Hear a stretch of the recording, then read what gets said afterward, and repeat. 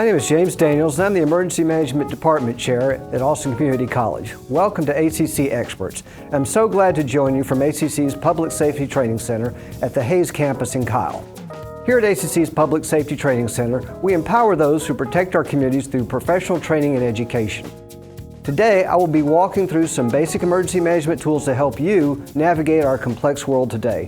Whether it's extreme weather to a catastrophic event, we have experienced them all over the past few years, and being prepared is the key to feeling safe and in control of whatever situation you find yourself in.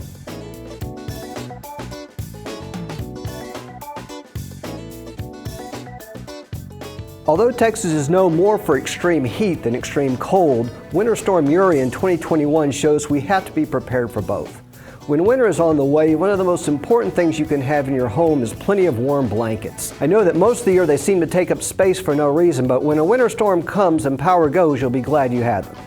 In addition, small space heaters can keep bedrooms and other parts of the house, including your family, warm. Space heaters use less energy than your central heating system and so can be more cost-effective.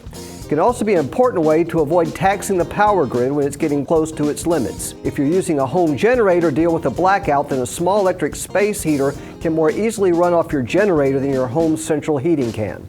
If you don't have a gas stove, then a little propane camping stove like this one can be a relatively cheap and easy to store emergency backup that can keep you from having to eat cold canned food.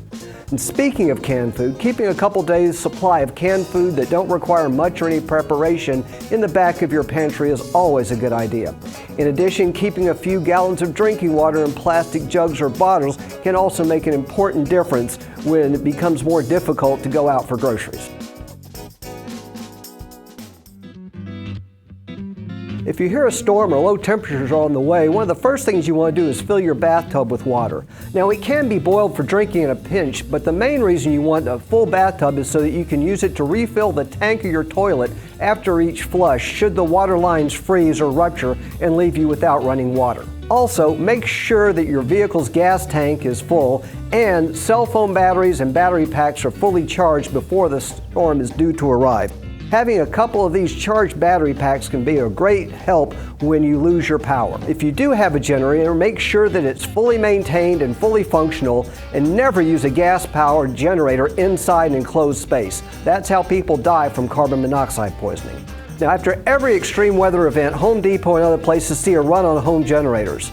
But I'm willing to bet that most of them never come out of the box, they're never checked, they're never maintained. So if you do buy a generator, make sure that you read the instructions, you understand how to use it, that you keep it maintained, and that you keep your fuel supply ready to go for when you need it.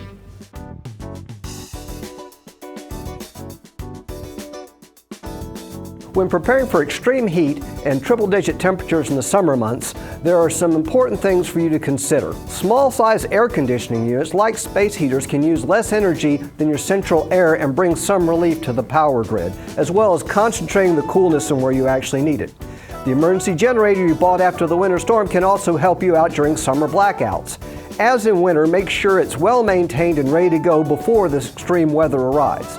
Stay hydrated. It's recommended that adults drink at least 6 to 8 glasses of water a day to do this, especially in the summer. Having a reusable water bottle that you can refill and drink throughout the day in your daily activities can help stay hydrated and avoid heat stroke. Another concern here in Central Texas is flash flooding. FEMA flood maps online can tell you what your risk is. And whatever you do, if you're out on the road, don't try to drive through water moving over a bridge. Even just a few inches can carry your vehicle away. And while we never like to think about evacuating, we do need to be prepared. Having a jump kit containing important documents, a change or two of clothes, vital medicines, and anything else you can't do without for a few days can make a big difference if you're ever called on to evacuate. If you have pets, don't forget to keep a few days' supply of their food backed up and ready to go along with their kennel, as well as any tranquilizers or other medicines that they might need.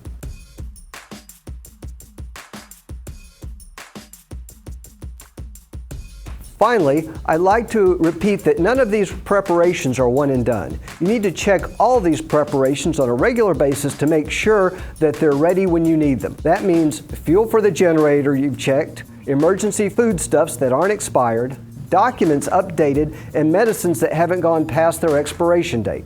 Replace things as needed and that are necessary so that you are always prepared for emergencies when they arise. Also, be sure to sign up for emergency alerts for your county at warrencentraltexas.org, which enables local officials to contact people in their communities by cell phone, email, text, or mobile app during times of disasters or public safety events. This includes weather and emergency alerts, which can be helpful to get in real time. Thank you so much for watching this episode of ACC Experts, and I hope you learned more about how to stay informed and be prepared for a future emergency. Also, we hope this demo provided some key tools and strategies to help you down the line. I'm James Daniels, ACC's Emergency Management Department Chair, and you can learn a whole lot more about this work at the college at austincc.edu/emergency management. Be sure to check out ACC's Public Safety Training Center at austincc.edu/PSTC. Thanks for joining us today. Stay safe.